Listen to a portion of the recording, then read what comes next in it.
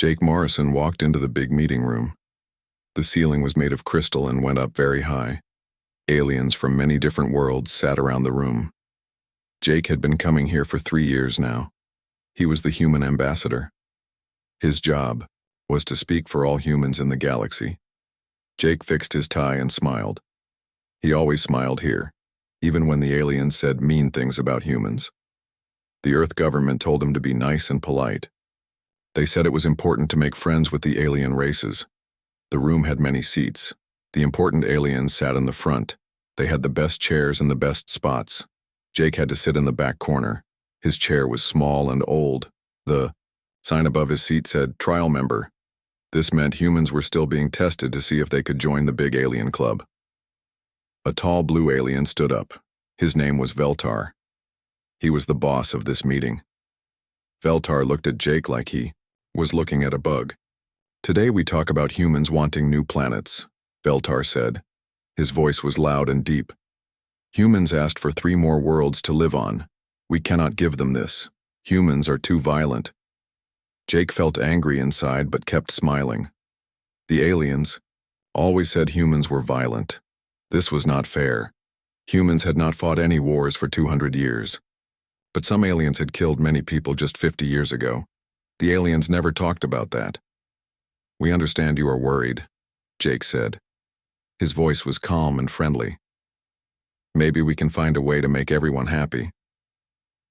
The other aliens looked at each other. Some laughed quietly.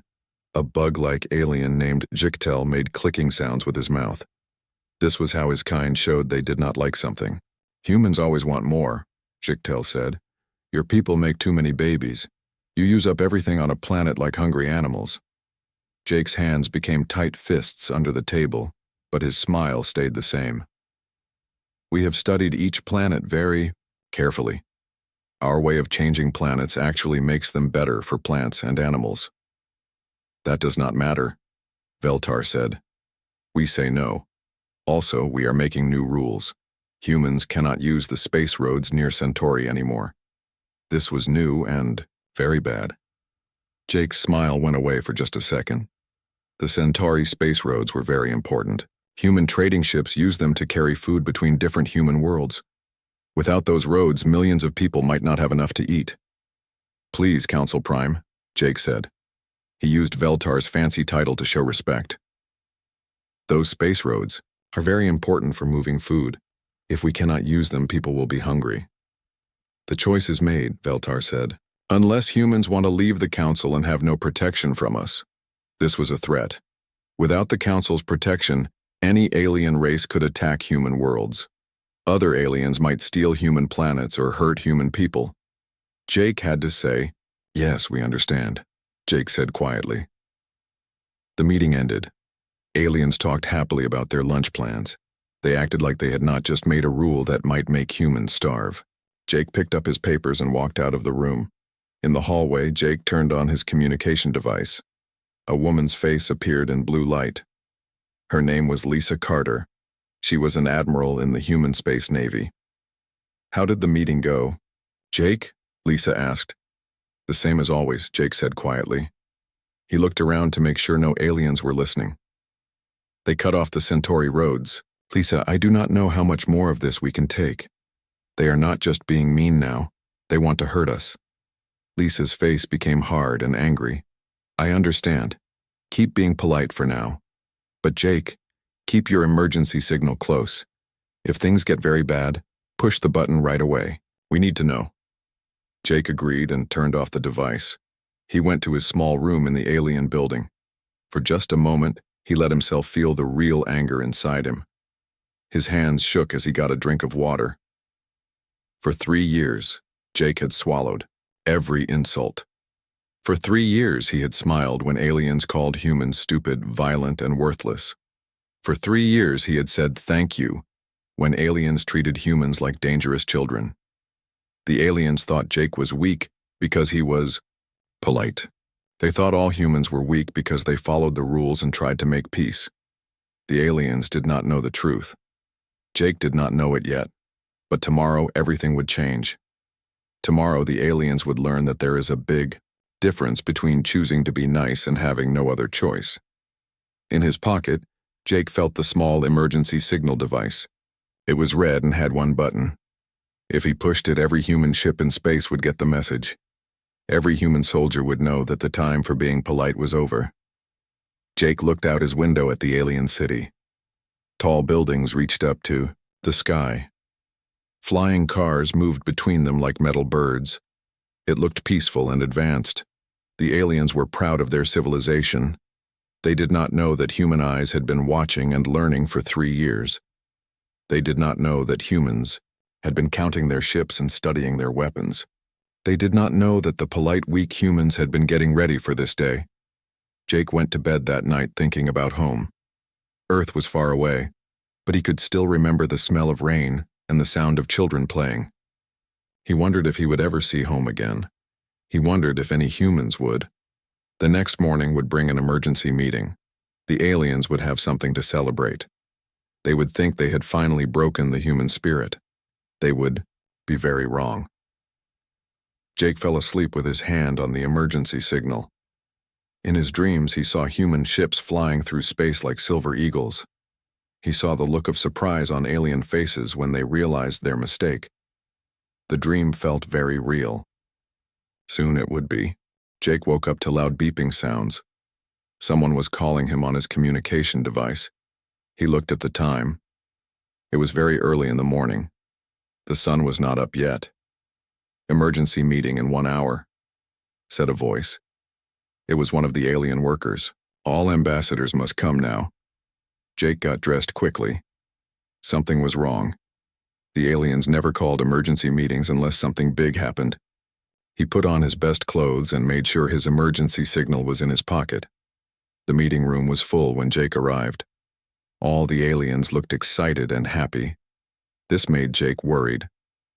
When aliens were happy, it usually meant bad news for humans.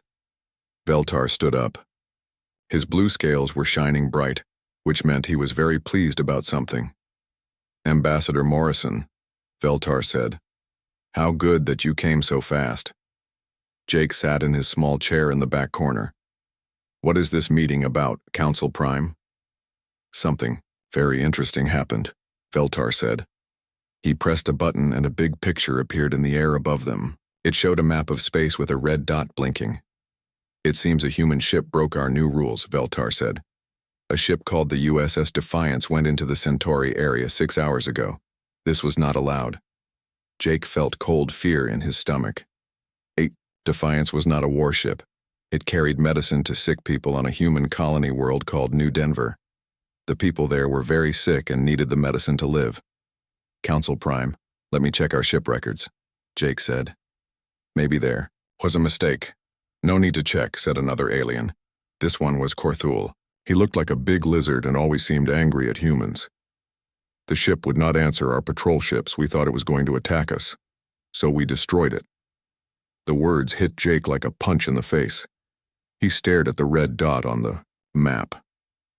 That dot was pieces of what used to be a ship. A ship with 300 people on it. Good people who were trying to help sick children. "I need to make sure this is true," Jake said. His voice sounded strange and far away. "Oh, it is true," said the bug alien Jiktel. He was making happy clicking sounds. "Our patrol leader was very careful. He made sure no one lived." Jake's hands started shaking. 300 people dead because they were carrying medicine to children who were dying from sickness. "Of course," Veltar continued, "this breaking of our rules must have punishment. We are stopping all human trade until your people learn to behave." "Behave?" Jake's voice came out as a whisper. "They were carrying medicine. They were trying to save children. They went where we said not to go," Korthul said. He did not sound sorry at all. "The punishment is clear." Jake stood up slowly. Around him, aliens watched like they were watching a fun show. None of them looked sad about the dead humans. Some were laughing quietly. "Council Prime," Jake said carefully. "I must call my government right now. This is an act of war." The room exploded with laughter from many different kinds of aliens. Veltar's laugh was the loudest. War? Veltar said when he stopped laughing. Ambassador, humans have maybe 50 fighting ships. We have thousands. You should accept this punishment and teach your people to respect our rules. Jake stood very still. He watched aliens laugh about the murder of his people. In his mind, he saw 3 years of insults and unfair treatment. 3 years of being told humans were stupid and violent. 3 years of smiling and saying thank you when aliens treated them like dirt. His hand moved to the emergency signal in his pocket. Ambassador Morrison, Veltar said, seeing that Jake was not moving. Do you need a doctor? You look sick. Jake looked up. Several aliens later said that something had changed in the human's eyes. The polite smile was gone. The careful, respectful way of speaking was gone. The eagerness to please was gone. No, Jake said quietly. I think I am seeing things clearly, for the first time in 3 years. He pushed the button on the emergency signal. Far away in space, Admiral Lisa Carter was on her ship, the EDF Retribution. She had been waiting for this signal for 3 years. She hoped it would never come, but she had been ready. All ships, she said into her communication system. Operation Revelation starts now. I repeat, Operation Revelation starts now. Across human space, things began to happen. Ships that looked like cargo carriers suddenly showed weapons that were not in any alien database.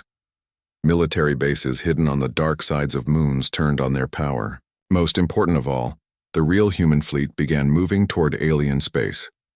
The aliens had made a big mistake. They thought human politeness meant humans were weak. They thought human cooperation meant humans were afraid.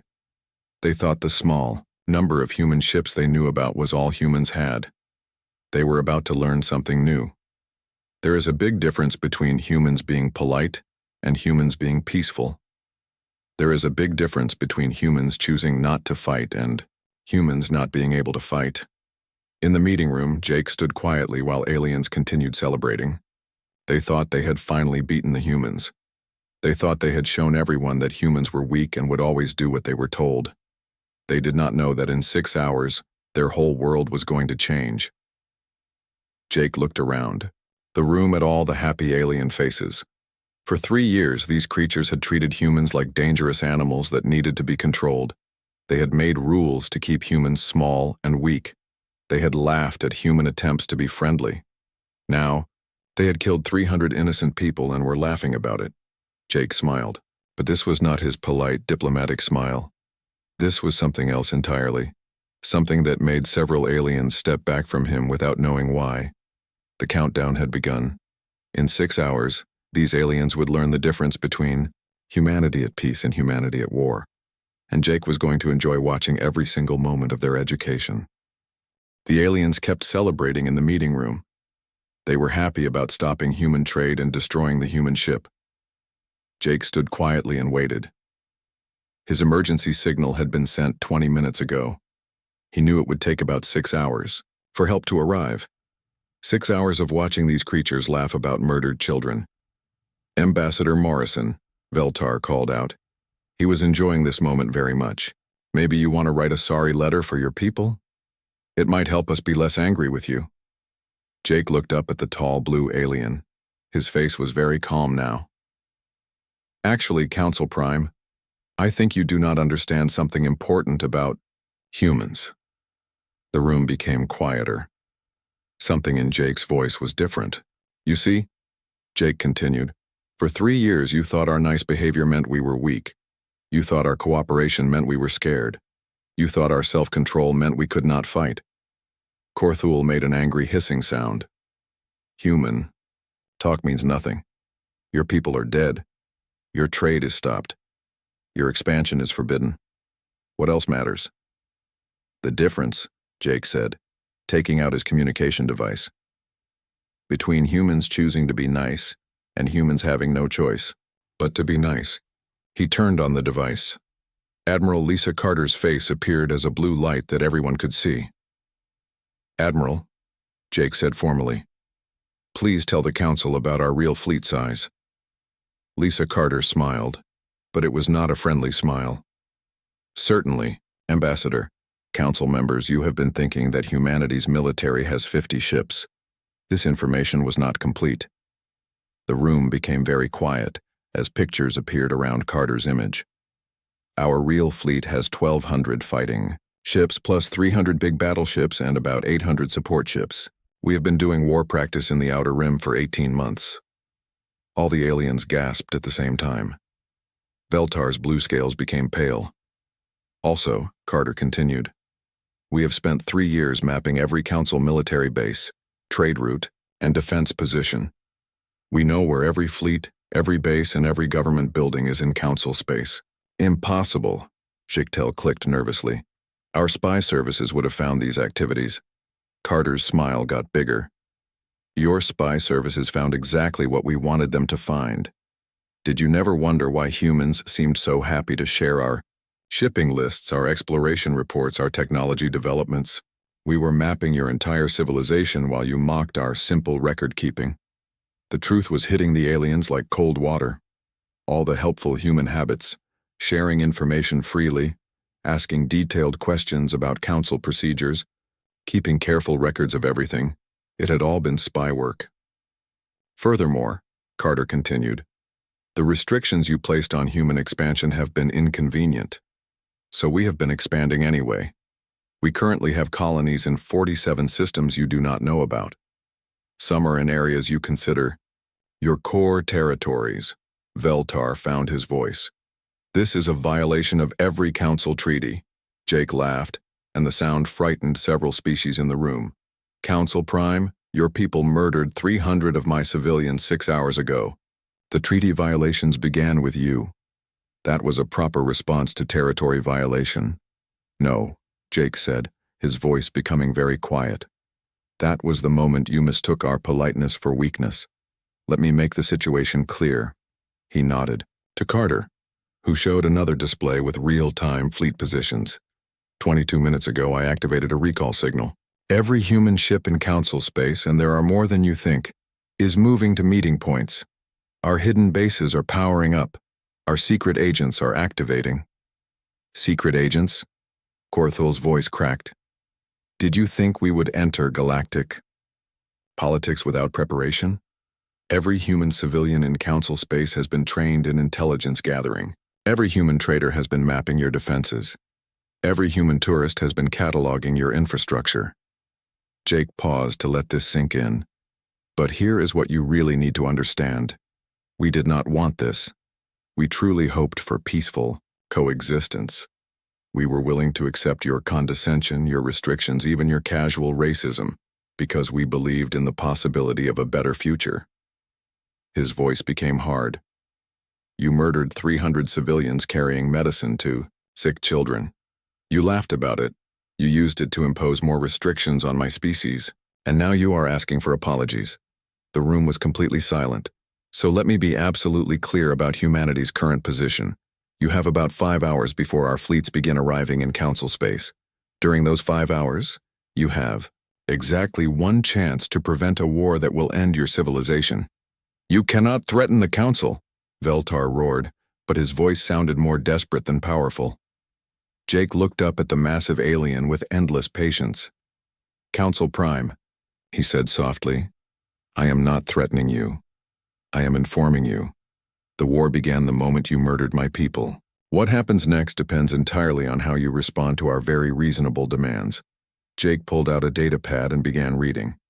First demand, full payment for the USS Defiance.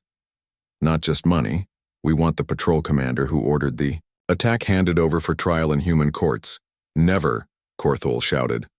Second demand, immediate removal of all restrictions on human expansion, trade, and technology development. We will colonize where we choose, trade with whom we choose, and develop as we see fit. That would destroy our economic structure, Jichtel chittered. Third demand, full recognition of humanity as an equal member species, with complete voting, rights, and proper representation in all Council matters. Equal? Veltar's scales rippled with anger. Your species has been here for 3 years. As trial members with no real voice, Jake replied. That ends now. He looked at his timepiece. Fourth demand, complete restructuring of council policies regarding new member species, the trial period, the restrictive trade policies, the expansion, limitations. They end for everyone. You cannot dictate council policy, several aliens shouted. Fifth and finally, establishment of a joint council, human oversight committee to ensure compliance with these terms, with equal representation from both parties. The room fell silent as the full meaning became clear. Jake was not just demanding justice for the murdered civilians. He was demanding a complete restructuring of galactic politics. These demands are impossible, Veltar said finally. The council will never agree to such terms. 4 hours and 12 minutes, Jake interrupted, looking at his timepiece again. That is how long you have to decide whether these terms are more acceptable than the alternative. And what exactly is the alternative? Korthul demanded. Jake's face became peaceful, almost serene. Total war, Delegate Korthul. Not conquest, annihilation. We will systematically dismantle every council military installation, every government facility, every symbol of the authority you have used to oppress not just humanity, but every species that has ever tried to join your little club. The threat hung in the air like poison gas. For the first time in centuries, the Galactic Council faced an enemy that was not asking for mercy or negotiation. They were facing an enemy that was offering terms while holding all the power to enforce them. The meeting room became chaos. Aliens shouted in many different languages. Their translation machines could not keep up with all the angry voices, threats, and scared questions. Through it all, Jake Morrison stood calmly, sometimes checking his watch. 4 hours and 37 minutes left. Silence. Veltar's voice boomed through the room. The other aliens became quiet. Ambassador Morrison, you cannot be serious. You are talking about war with the entire Galactic Council. No single species has ever challenged all of us together. 18 civilizations. Jake interrupted quietly. The Council represents 18 civilizations. Humanity has detailed intelligence on all of them. Admiral Carter, would you share our assessment? Carter's hologram was replaced by a tactical analysis that made several aliens step backward in fear. The Althorian fleet, Carter's voice continued over the display, consists mainly of ships over 80 years old, with shield technology we passed 15 years ago. The Zephyrian military relies heavily on hired soldiers with questionable loyalty. The Quelli have impressive individual fighters but lack coordinated fleet doctrine. The analysis continued, picking apart each council member's military capability with surgical precision. As it went on, Jake noticed several aliens looking at each other with growing worry. But that is not the point, Jake said once the presentation ended. We are not interested in conquest, we are interested in justice. Justice? Korthul spat. You speak of justice while threatening us with destruction? I speak of justice for 300 murdered civilians, Jake replied, his voice carrying absolute conviction. And for 3 years of systematic oppression designed to keep humanity in a subordinate position. He activated his own display, showing footage from the destroyed USS Defiance's final moments.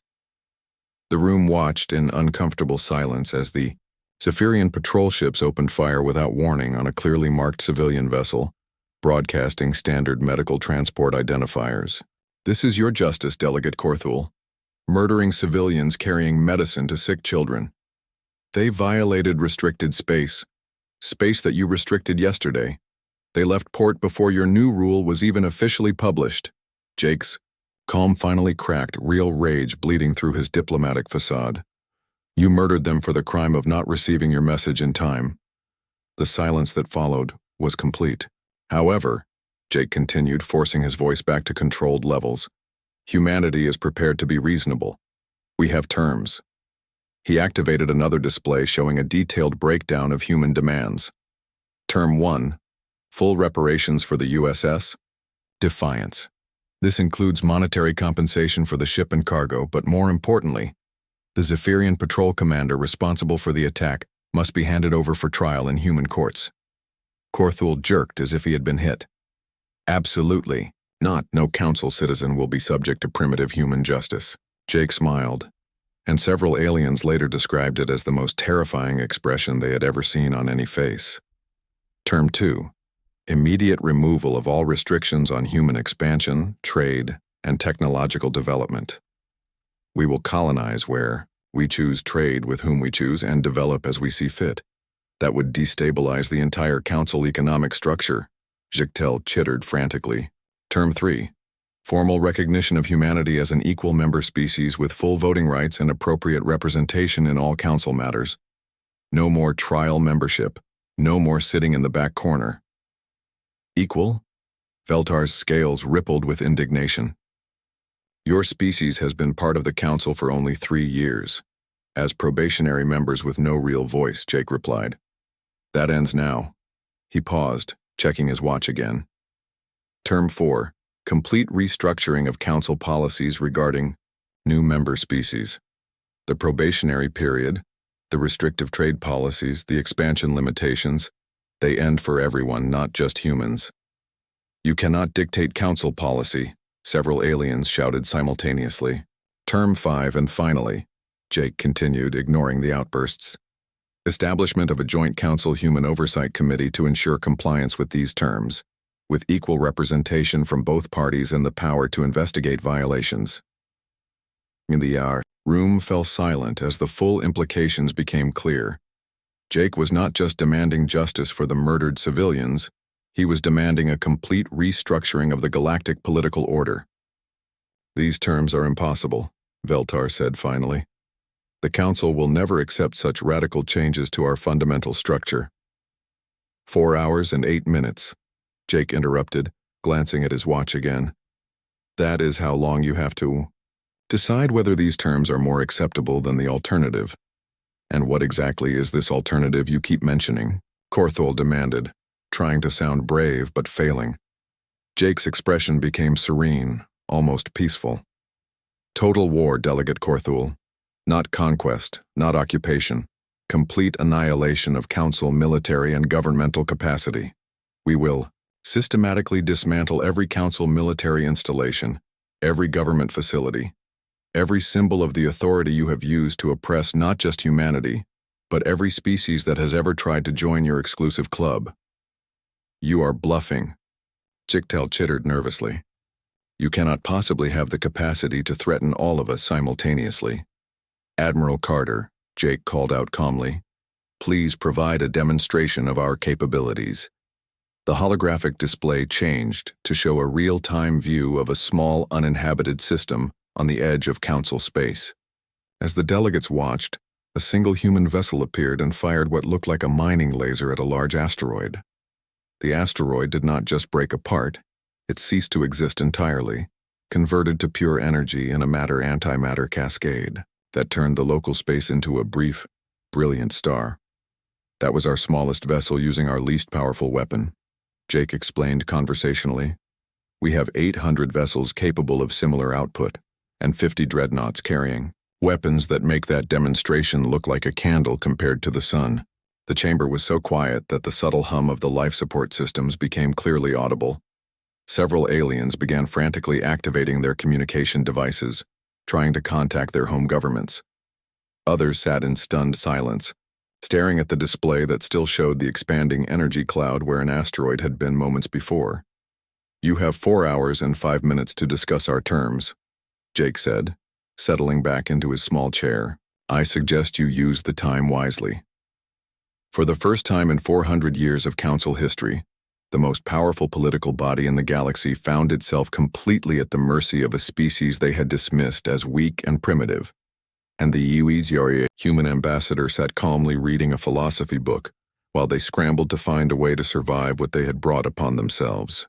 3 hours and 47 minutes later, Council Prime Veltar called for order in what had become the most chaotic session in the governing body's 400-year history.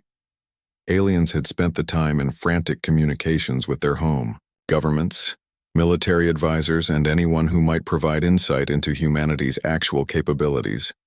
The reports had all been very alarming.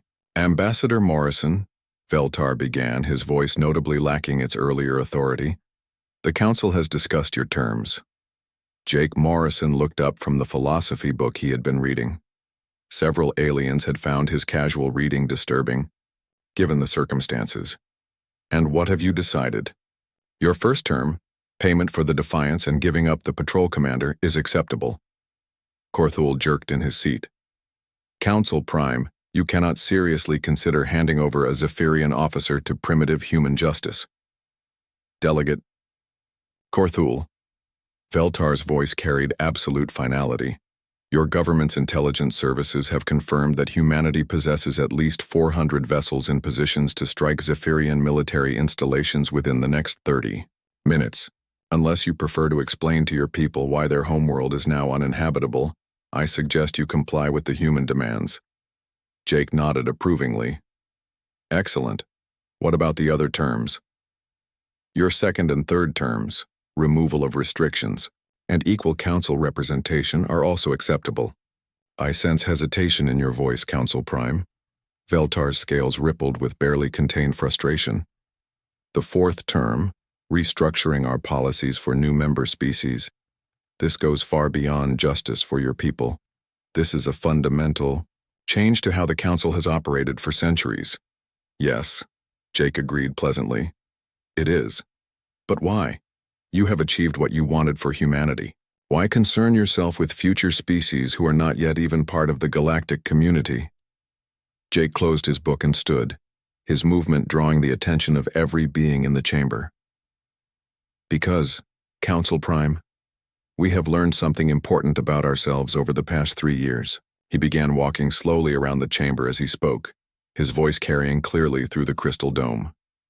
You assumed our politeness was weakness. Our cooperation was fear. Our restraint was inability.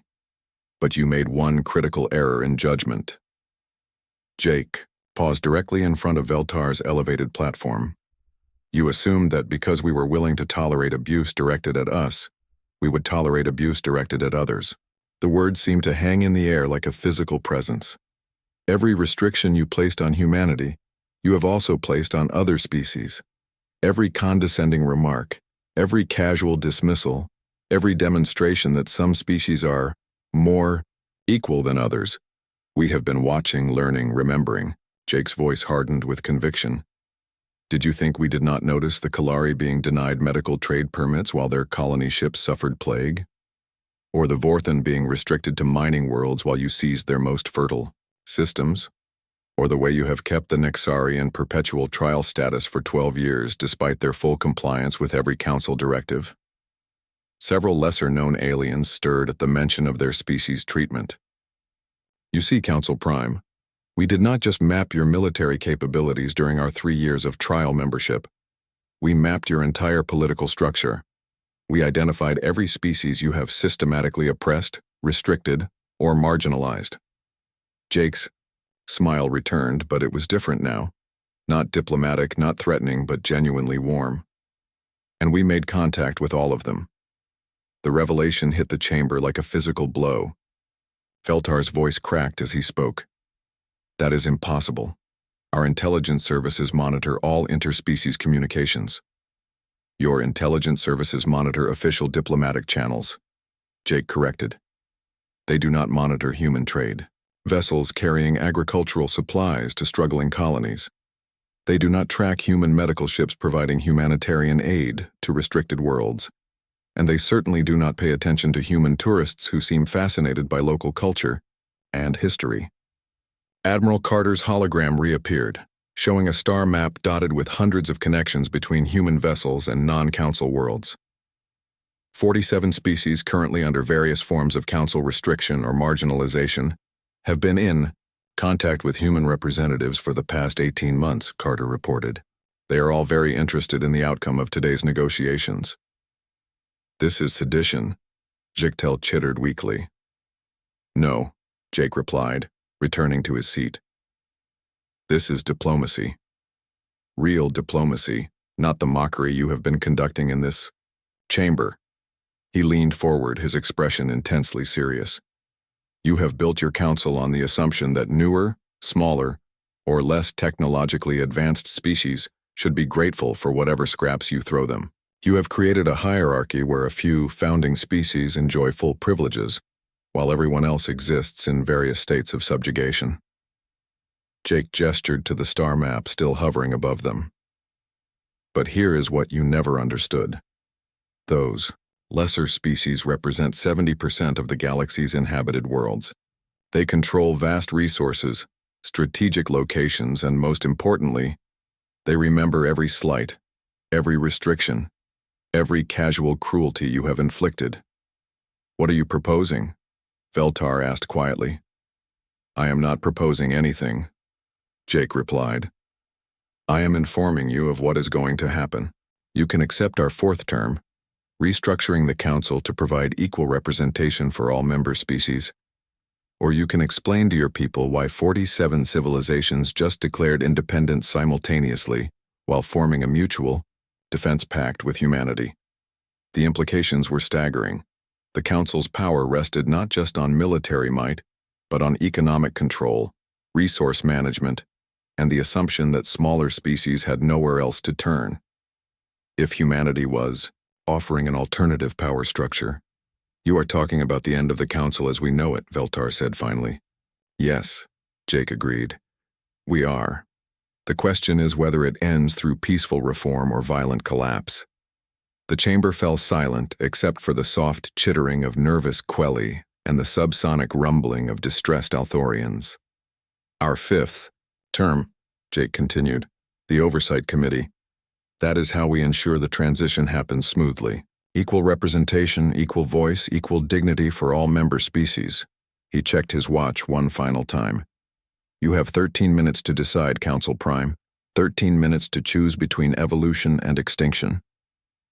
Veltar looked around, the chamber at delegates who had, mere hours ago, been confidently managing the galaxy's most powerful political body. Now they looked like what they had always been, representatives of a handful of species who had simply been lucky enough to develop spaceflight first. Outside the chamber, long-range sensors were already detecting the first human fleet elements arriving in Council space, not as invaders, but as the military escort for the 47 probationary and restricted species who were coming to claim their seats at the table. The Council, Veltar's voice was barely audible, accepts your terms, Ambassador Morrison. Jake Morrison smiled, and for the first time in 3 years, it was completely genuine. Then welcome to the new Galactic Order, Council Prime. I think you're going to find it much more interesting than the old one. As Jake walked out of the chamber, he activated his communicator one final time. Admiral Carter, you can stand down. The fleets. The Council has seen reason. Copy that, Ambassador. How does it feel to have completed the most successful diplomatic mission in human history? Jake looked back at the chamber where aliens were frantically trying to adapt to a galaxy where they were no longer the unquestioned masters. It feels like we can finally stop being polite and start being honest.